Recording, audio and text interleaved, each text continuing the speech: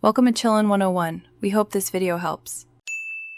You begin by securing your data and ensuring uninterrupted power.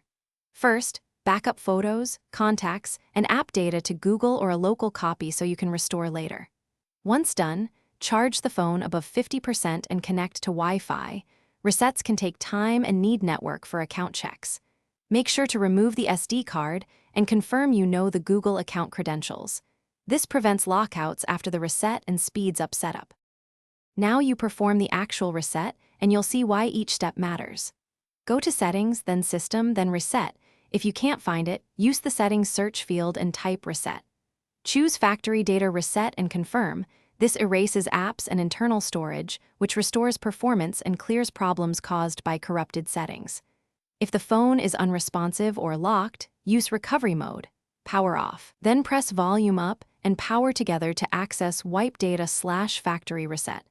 This is the deeper method. Finally, complete setup and verify the phone functions properly.